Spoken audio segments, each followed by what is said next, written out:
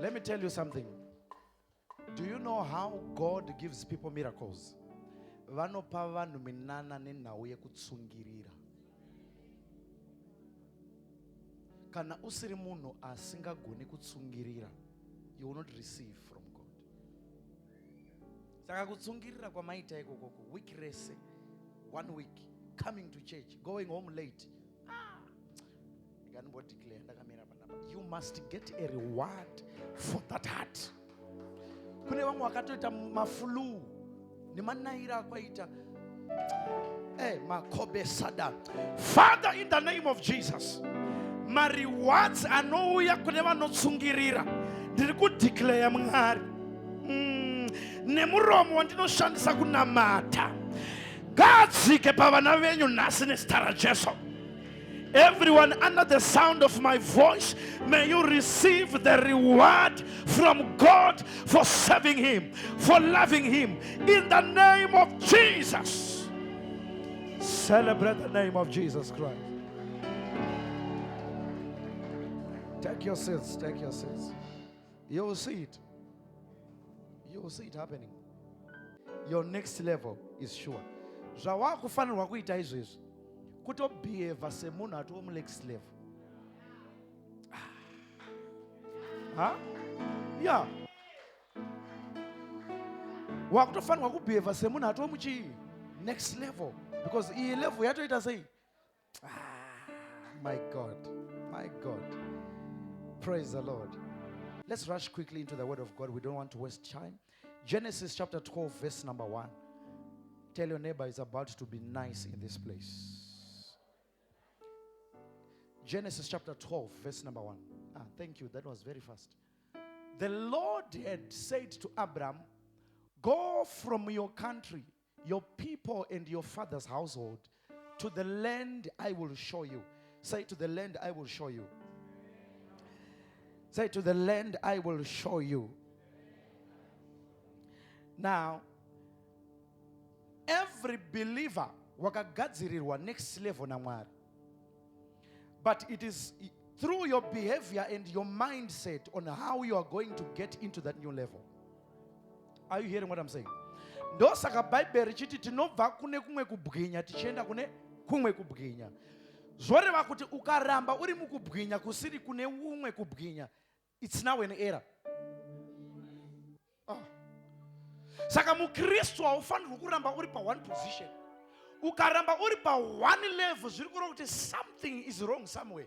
Because Mwari vachikusika, vakakusika uine ability yekufamba mu glory to glory. Are you hearing what I'm saying here? Ukabva kuna Genesis to Revelations, uchaona kuti God was lifting people kubva pasi vachienda navo vachikwira vachisumuka. That's the nature of God. Abraham ari kunzi ibva munyika yauri uende kunyika yandichakuratidza. Ndoda kuti ubate kuti nyika yacho haasati aiona. Nyika yacho haasati aiona. But ari kungotenda kuti izwi randanzwa haringambondirasisi. Riri kuti go to the land that I will show you. Ndiri kuda vanhu vari pano masikatano, vana baba vana amai, vakomana kana vasikana, vanoti chero mataura, I will not hesitate. Abraham haasati atomboona nyika yacho yaari kunzienda, but akutosimuka akuenda. Are you in that position yakuti kana Mwari vakuti ita chakati, are you able to do it? Saka paunoramba kana kunonoka kureacta, you are delaying your new level. Vanhu vakawanda munoda next level but makabatirira ku old level. Ipapa ndo pana nyaya yesa. You want a new level but makabatirira ku old level. Uchiri na BP na boss wakakunyima mari 2 months ago, but you want a new level. Uchiri na BP na murume akakuramba, but you want a new level. As long as you are still thinking of the old level, there is no new level for you. Abraham ari kuti no. Zvandaudzwa naMwari regandiite izvozvo. Vanditi ndisimuke ndiende. haana kutarisa kuti pandiri pane kana kuti ndine mukadzi asina mwana. Akati kana Mwari wataura, I am going where God has said I should go. I prophesy over your life. May God take you to your new level. Mwari ngavakupe simba rekudilita your old self. Mwari ngavakupe simba rekukanganwa zvawakaita kumashure zvakukutadzisa kuenda mberi. Listen, kune zvinhu zvivi zvamakaita zvakukutadzisa kuenda mberi because uchiri muranda wazvo. Unondinzwa. Une zvinhu zvawakatadza iwewe but uchiri kungofunga nezvazvo. Watova muranda apo Mwari vakakuregerera kare. Mwari ndevetsitsi ukakumbererekera vanoita sei? Stop thinking about that which you have done long time ago. Kanganwa Mwari vakatokuregerera ufambe uende mberi upinde munew level. Ndine munhu andiri kutoprofita panapa. Zvakutadzisa kugamuchira Mwari zvavaida kupa 2-3 years ago because you were still holding to your old level. I prophesy in the name of Jesus. Whatever that the devil had made you to do, zvaita kuti ugare ku old level, yet Mwari varida kuti uende ku new level. We decree and we declare it is over today. Ndozvandakamboparidza ndikati gungu rakatumwa naNoa kuenda kunotarisa mvura rikasadzoka nekuti raona mabhodhi akaora rikatanga kudya.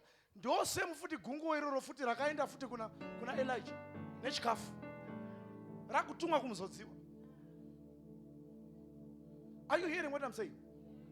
Because iyi yanga isiri nyaya nhau yekutamba nayo, kwafiwa kwanzi ngakuve nengarava kuti vanhu vachengetwe.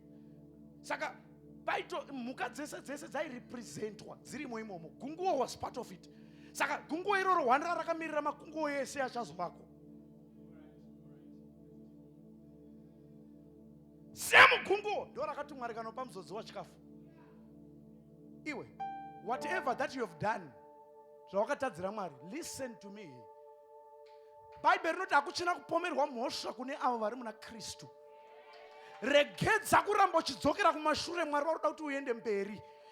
Wambotadza zvakaita sei zvokuti wakutotadza kana kunamata, wakutadza kusevha muimba yaMwari. What really, what chii chanyanya chawanyanya kuita chaicho? You are hindering your next level. I'm talking to somebody right now. I'm talking to someone. God loves you more than the devil hates you. Ndosaka Bible richiti huyai mese makaneta makaremerwa. Harina kuti huyai mese vakanaka. Rakati vakaremerwa vakaneta. Ndichakupai zororo. Zororo unoriwana muna Kristu Jesu. Zororo unoriwana muna Mwari woenda mu next level. Stop dwelling on your past. Abraham nekuti wanzwa Mwari wati enda, akabva nzvimbo yaanga ari comfortable, akatanga kufamba murwendo rwekuenda kwaasiri shuwa. Are you hearing me? Because haasi kukuziva kwaari kunzi aende. Akatanga kufamba rwendo rekwaasiri shuwa kuti kune chinonobuda ikoko. But asvika ikoko Mwari vakamuropafadza. Next level. Pamwe pacho uchitoona zvinoita kunge zvisina kana zvinobuda ipapo. Uchinziita chakati unoti mana zvinobuda here izvi. Asi kana Mwari vataura, God has spoken that this is the beginning of new levels. Saka ukatanga kutonzwa kuti pane kamusika kandiri kunzwa uda kuvhura, usafunga kuti vanhu vanouya here. You are not hearing what I'm saying. Ukanzwa kuti wakuda kutengesa mastands, usafunga kuti ndinoona maclients here. Tanga kutengesa ndava uri murwendo rwekuenda ku next level yako. Am I preaching to somebody here? Uri murwendo rwekuenda ku next level yako. Ndinokuprofita pano nezita raJesu. Hakuna mwana wepano acharamba ari pa old level. You are going to your new level in the name of Jesus. Whether vavengi variko kana kuti havaita sei, whether hama dzakuramba kana kuti hadzina kukuramba, whether chechi yakunyomba kana kuti yaita sei, whether mufundisi vakurasa kana kuti vaita sei, ndava Mwari ndiye anosimudza kwete mufundisi. May God take you to your next level. May God take you to your next level. May God take you to your next level. I decree and I declare financial level, next level in your finances, next level in your business, next level in your marriage, next level in your career. If you believe it, shout, I receive it. Joshua chapter number 1 verse number 2. Next level. Next level, it requires a new version of you. Next level, inotarisira piri munyowani kwete wekari. Next level, inotarisira anesu munyowani kwete wekari. Moses, my servant, is dead. Now then, you and all these people get ready to cross the Jordan River into the land I am about to give to you, to them, to the Israelites. Moses, my servant, is dead. Afa. Pakuda umachamirira wa Israel. Ndo pakasimuka Joshua. Moses waidila ne unbelief yevanhu vaitungamirira vaigara chiti hamusi kutenda. Ukaverenga shoko raMwari zvakanaka. But Joshua paakauya, wakauya aine chigindagoriya. Akauya ane chimafia. Akauya ane chisoja chaanga inacho. Another version came through to lead the Israelites. When you are about to enter into your new level yako inoda a new version of you. Inzwa. WhatsApp ikati ya expire chero kanakirwa say chero une an important message ukaibaya udai I respond. Kusvika waita say wa update a version.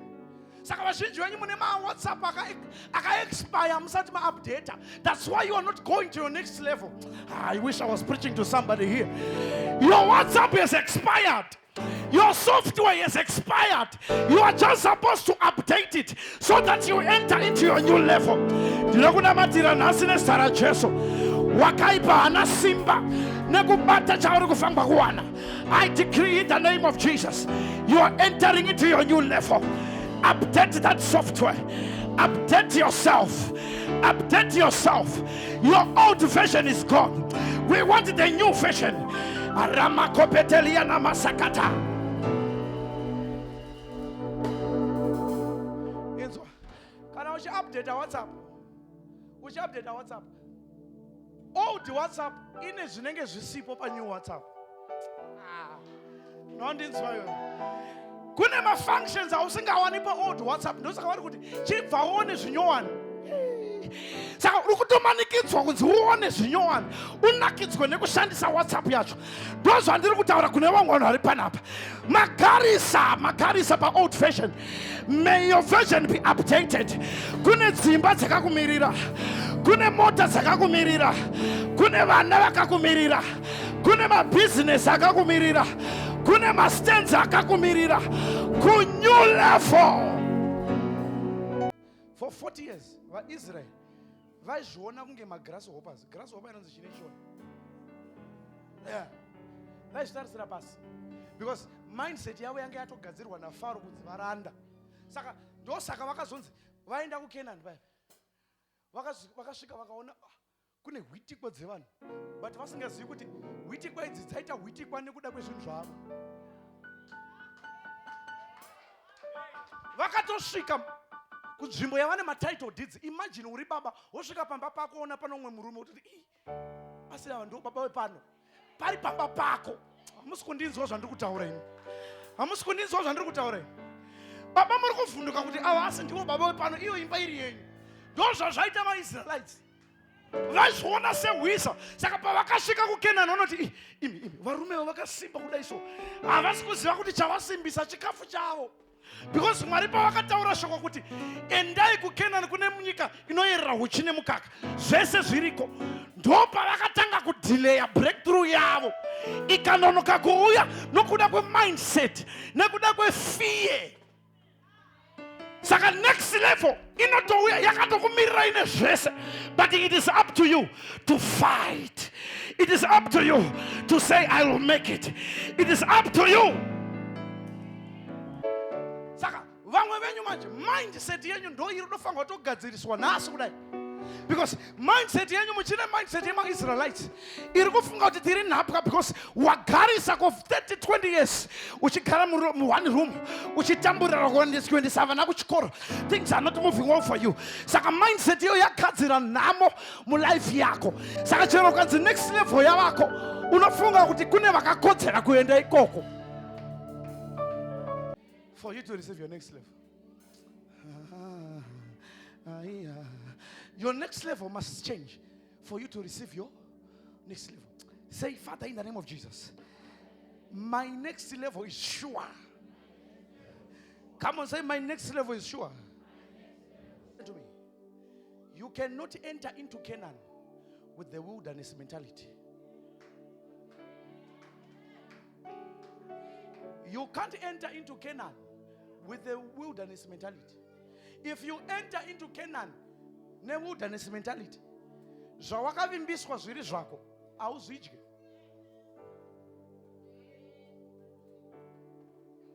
Next level needs you to change your mindset. Pawaifunga kuti kune vakakodzera kusimudzwa, ipapo Mwari ari kuti no, that is not the mindset that I want for a new level. Mindset ye new level ndeyekuti inini ndinosimuka. Usina kudzidza ikoko, usina form 4. Usina kana grade 7 unoita millionaire iwe. Chakulimita mafungiro ako. Chakulimita mafungiro ako. Usina kudzidza, you can still make it. I prophesy to somebody here. Whether une chikoro kana kuti hauna, ndamira pano semuzodziwa kudeclare muupenyu hwako. Mwari ngaakusimudze pamberi pevavengi vako. Mwari ngaakusimudze vakakushora varipo. Ndati Mwari ngaakusimudze vakati hauna kwaunoenda varipo. Jehovha ngaakusimudze usina grade 7. Jehovha ngaakusimudze usina certificate rekucrash. Jehovha ngaakusimudze usina O level. Jehovha ngaakusimudze usina A level. Jehovha ngaakusimudze usingazivi mukowa wechikoro. Mwari wandinonamata anonzi chikakarara varume. Mwari wandinonamata anonzi simbi inotya dzimwe simbi. Ndiye zuro nhasi nemangwana paakasimudza vamwe vaisa vane chikoro, ngaakusimudze nhasi nezita raJesu. Zvakabatwa zvonegetswa. If you believe it, shout, I receive it. Oh, I can feel the anointing of the Lord. Someone is receiving here. Listen, and this good chikoro chakashata. But wakatry zvikaita sei? Zvikaramba tisitese tine zvipo zvechikoro. Pamwe pacho pakutoda a divine intervention. Ndoya ndakudeclare pano nezita raJesu kuti kana usina chero certificate iwewe, wanzwa nekuendesa maCV asina chikoro, ndati ngaawane favor. Pano mwachawana basa pano usina kana form 4 ugoshanda mu office iwewe. You are not hearing what I'm saying here, because you are going to your next level. Next level requires your faith.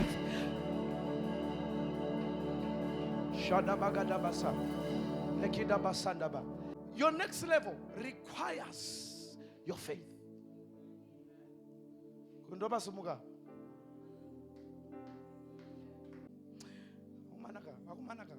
Munombonzwisa kuti Mwari wamakatenda akambomira sei? Haisi ng'anga yekumusha kwenyu. Muri kutenda, munoziva Mwari wamakatendewo, makati ndakugamuchirai Jesu, munoziva zvaanoita. Ndiwo kuti ukataura chinhu, Bhaibheri inoti upenyu nerufu zviri pai. Kuroti zvaunotaura ani. Saka sei uchivhundutsirwa nemadhimoni netuvaroyi twemarusambe? Ndakapinda muno ndine mumwe muono wakasiyana nemamwe mafundisi. Vachipembedza kuti ninge akazoti handiuyi kuzoparidza muno nekuda kwokuti mune mweya yetsvina. Kupembedza madhimoni kuti guta rino harigamuchiri vanhu vaMwari. Not in my time. Ndakataura shoko rikamanifesta. Iwewe une simba racho rekutaurawo kuti Mwari ilife kundizwa iwewe ilife andichadi level iyi, andichadi level iyi, ndakuna imwe level nezita raJesu. wotoisa mazuva kuti in the next 1 month my life must change, but you are quiet. Wakanyarara. Next level inoshanda nevanhu vanotaura. 1 Samuel chapter 17 verse number 45. I love it here. I love it here. Asadabaka. 1 Samuel 17:45.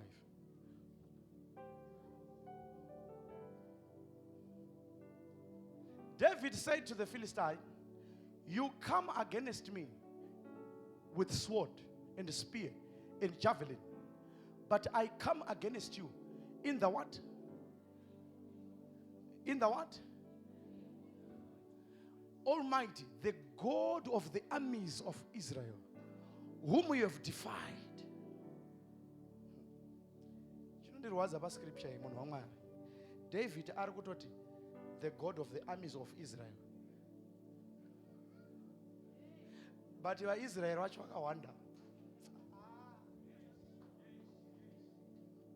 But Israel, watch. I was going to see because David, Goliath anga singamiro tanga kuganza kuti kana pane murume pakati penyama ngauye izvizvi. Ingadai akataura muromo yeye ukahwani akabva afa. But pakashayikwa vanhu vakanzwisa kuti Mwari wacho watakatinde isusu ari kudonzi naDhavhidha ndiMwari wema-armies eIsraeri. But vaIsraeri vacho vari kuhla. Napresident anga aripo ipapo. Saka nyika iri kutongwa nani kana mambo ari apa? Listen. David ari pahondo na Goliath. Pane hondo apa. Inzwa. Ditereresese. Whenever you are facing a giant in your life, that giant is not coming to destroy you, but it is coming to announce you.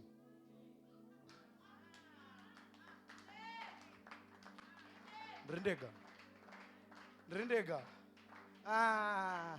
Every new level there is a new devil, but that new devil is not coming to destroy you, it is coming to announce you into your new level. David ari kurwa hondo na Goliath panapa akangotaura kuti ndinouya kwauri nezita raJesu, but he is facing a giant ratadzisa vamwe varume kuhwanda, ratadzisa vamwe varume kudzokera kumba, because vari kutya kuurawa. When David faces that giant did not destroy him, but it announced David.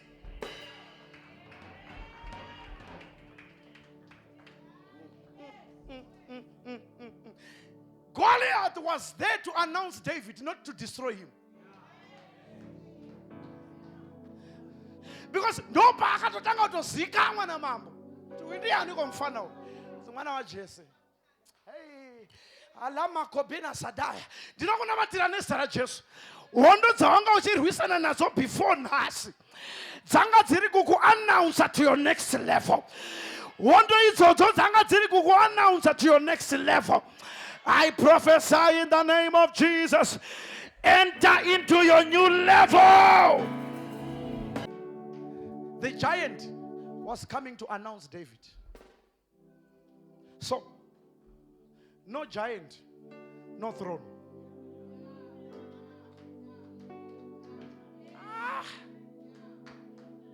No giant, no throne. No giant, no breakthrough. No adversary, no advancement. Saka ukasasangana nehondo auendi mberi. Hondo dzinouya kukuendesa ku next level. But tabva tagara pahondo tikabva tati nhai Mwari we mandisiyire iko, ndipo unotenga kutoziya nenziyo dzinonzwisa tsitsi usingazivi kuti hondo dzauya kuzokuendesa pa next level. I prophesy to somebody here today, your next level is sure.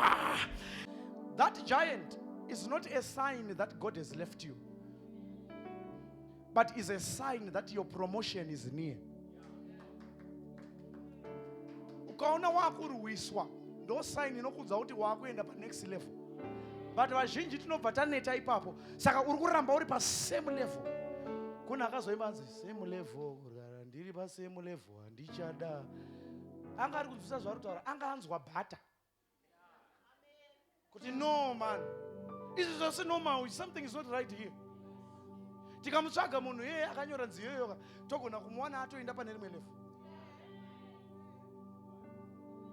Because ukaona waita revelation yekuti aiwa ndagarisa, ndokutanga kwebreakthrough, ndokunamatira nezita raJesu. Kune vaifanirwa kuwana mascholarship but the devil tempered around your destiny.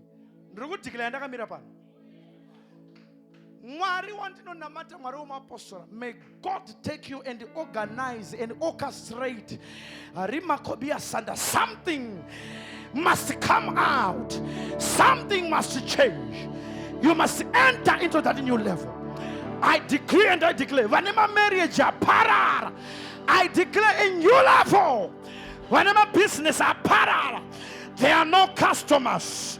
I decree in the name of Jesus, your next level is sure.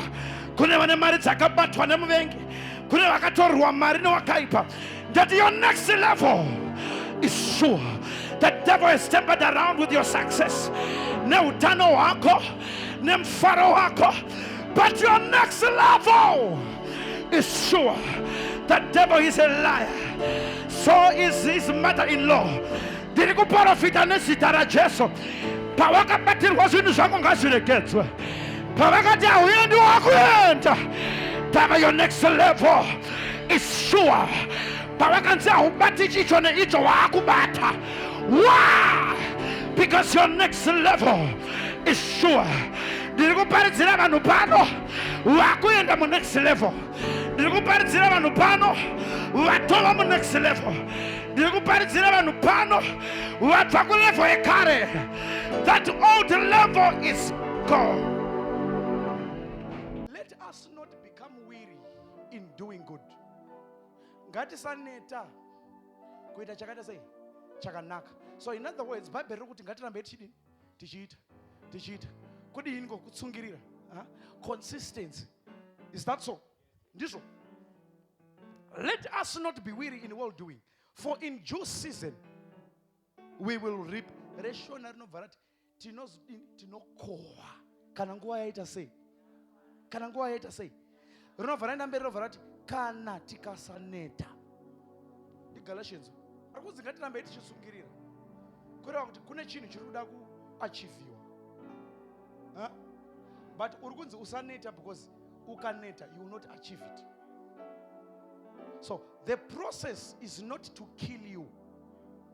The process is to shape you. Ooh. God prepares vessels before He uses them.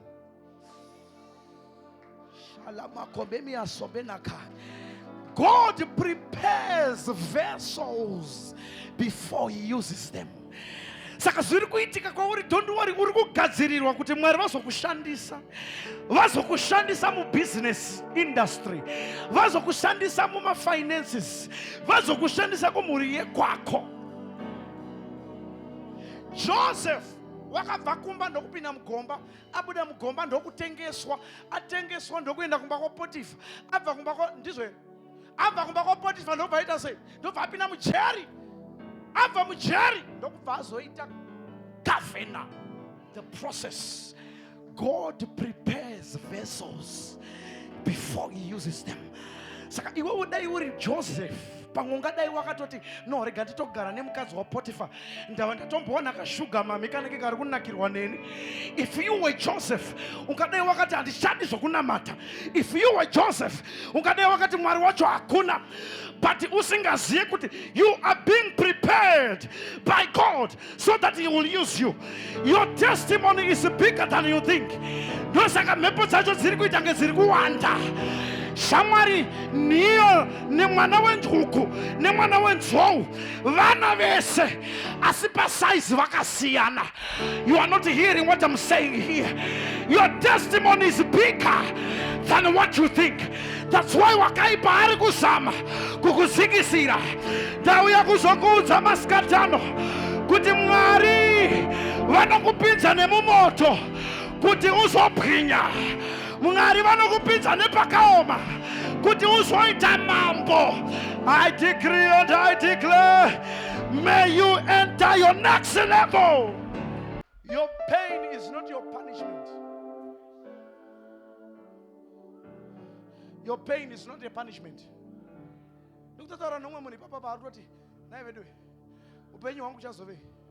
What is happening with my life? God prepares vessels for him to use them.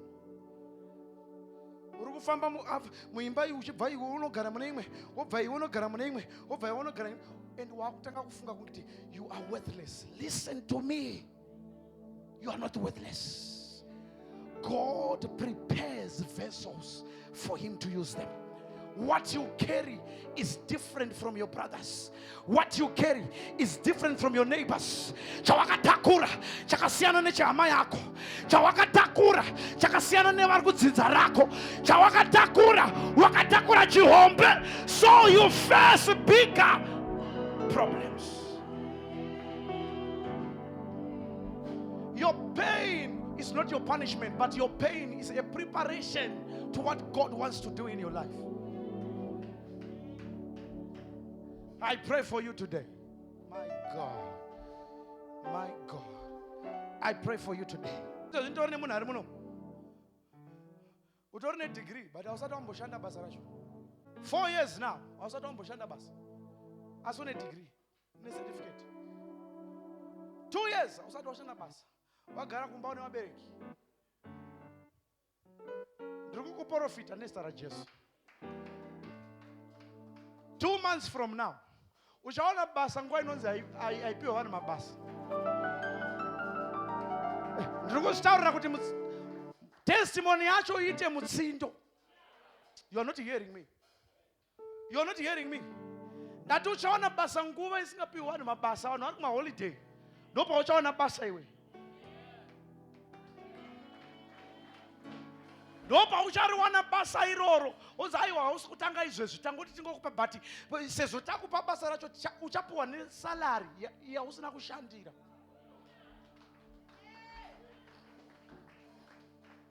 Aizvo. Izvo handitombo kuti undibatsire kutenda.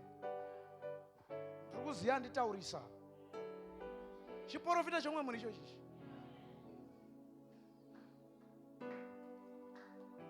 Ndine vanhu vakaraswa nehama nevanhu vavaifungira kuti ava ndo vanogona kundibatsira, but they left you.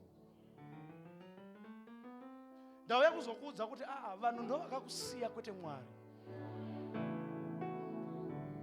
Vanhu ndo vakakusiya, hama ndo dzakakusiya, church ndo yakakusiya kwete Mwari. Kana una Mwari, you are guaranteed of your next level. Luke chapter number 5, verse number 4. This is powerful. Terrace. That scripture. When he had stopped speaking, he said to Simon, launch out into the deep and let down your nets for a catch. Huh? Let down your nets for a catch. Next level is released when we surrender the current level.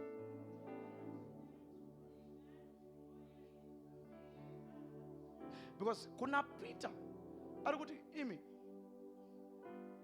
taredza usiku wese isu apana chaita sei, ane evidence yekuti hana chaita sei. Evidence iripo yekuti hatina chataita sei chatabata, but anoteerera shoko rinotaurwa naJesu kuti kandai manets pakadzika. Next level inouya kune vanhu vano surrender the current level. Zviripo ipapo kuti uri mu one room hauna mari yekubhadhara rent, but you surrender it to Jesus. Current zviri kureva kuti now hauna mari yeChristmas, hauna mari yeschool fees, hauna mari yekudya, hauna zvokudya. Your current level ina makome kasida yada ndoya unosarenda kuna Jesu kuti akupe a new level. Saka Peter paari ku surrender current level yekuti tabata hatina chatabata, Mwari ndo pavakaita munana vakabata hove dzakawanda. That's a new level. I prophesy, as you surrender your current level, may God shock you with a new level. Current level not wakarambwa nemurume, but when you surrender it to Jesus, God will give you peace. especially madzimai tinobatirira. Chatabata hatisi tinodai.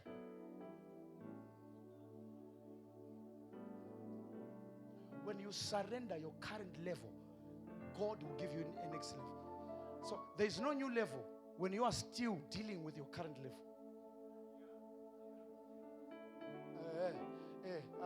Hakuna next level when you are still dealing with your current level. Because uchiri kufunga kuti andina chakati nechakati. Saka zvichazove surrender it to Jesus.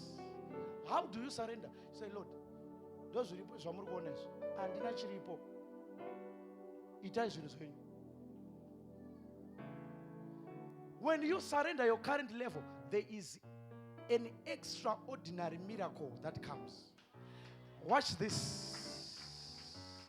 Peter announces launch into the deep for a catch. Let's go to verse 5. When he had finished speaking, Simon answered, Master, we have worked hard all night and we have not caught anything, but because you say so, I will let down the nets. Do inonzi kusarenda next level. Nekuti maita si mataura. Saka nekuti mataura kuti unza CV yako une 5 years. Usina basa, unza CV rako ndoda kurara naro kumba. Nekuti madi kana kuti dzokera kwa wakambotumira futi ma CV dzosera ikoko. Auti chero uine evidence yekuti wakambokuendesa. Kana munhu wa Mwari ataura kuti endesa, you are surrendering your current level. Watch what happened by verse number 6. Let's go. When they had done so, they caught such a large number of fish that their nets began to break. Say break. Chino break. For example, my cup, a bonzo, my glass, this one, do no breaker. But once wakande manets anogadzirwa nei netwine inobreaker kanti inobvaruka. That when you surrender your current level, you attract an extraordinary miracle. Vakakanda manets, but zviri muBhayibheri riri kunzi their nets began to break. Manets haabreak anobvaruka, they tear. So what they caught or what they received was not just. Do you know what? May God cause an extraordinary miracle in your life. Your nets are going to break, not to tear, because that's an extraordinary miracle. Who knew before Moses? No one knew that the Red Sea could be parted. Moses asati avako hakuna izviziva kuti gungwa rinogona kupatsanuka. Handina wandiri kutaura nezvake here panapa inini. For that reason, iwewe uchatanga kupioneer something first in your family. Ndiwe uchaita munhu wokutanga kugadzira mota iwe. Kwete kugadzira mota dzakafa. You are going to invent your own car. Ariamando bokosia dabaka.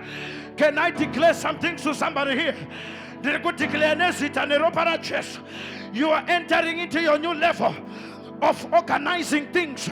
You shall be creative in the name of Jesus. Why? Because you have entered your new level. Why? Because you have entered your new level. Business yako simuka, career yako simuka. I connect you to the people that you are supposed to meet. People that will take you to certain offices. When you have Jesus, I decree and I declare in the name of Jesus, enter into your new level. Enter into your new level. Manifest in your new level. By the power of the Holy Ghost, your mindset has changed. Your courage has changed. Your obedience has changed. Your endurance has changed. Your alignment has changed. By the power of the Holy Ghost, I want you to stand up on your feet. I claim my new level. I claim my new level. In the name of Jesus, I claim my new level. In the name of Jesus, lift up your voice and begin to pray. Lift up your voice and begin to pray. To your miracle. I will will shake all the nations, and they will come with the desirable and precious things of all nations. And I will fill this house with glory and splendor, says the Lord of hosts. Verse 8. 3, 2, go.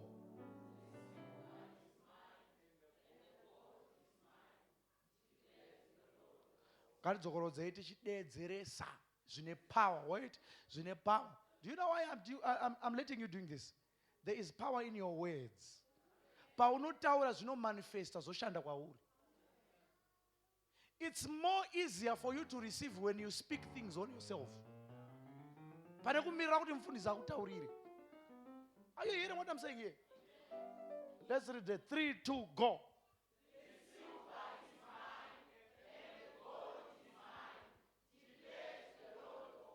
For the last time, the silver is mine.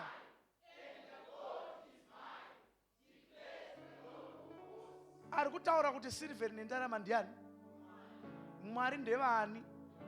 Ndi baba vako. Saka une inheritance ya baba vako yekuti unoita kuti vane mari. Saka sei uri kushayiwa mari iwe baba vako aine mari? Lift that wallet up. There's an error somewhere. Kuna munhu ari kudya yako ari kuto yaunzwa na baba vako ita kuti baba vangu. Yeah.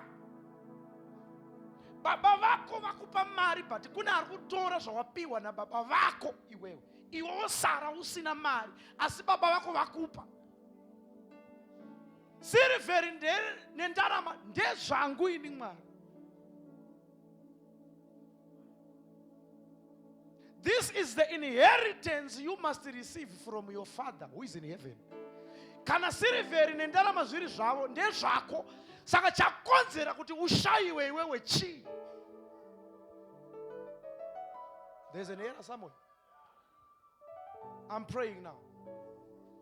Father, in the name of Jesus.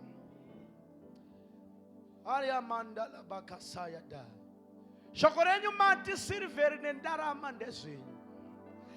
Vana venyu ava taungana pano kuzonzwa kutaura kwenyu nokuona kubata kwenyu muupenyu hwedu.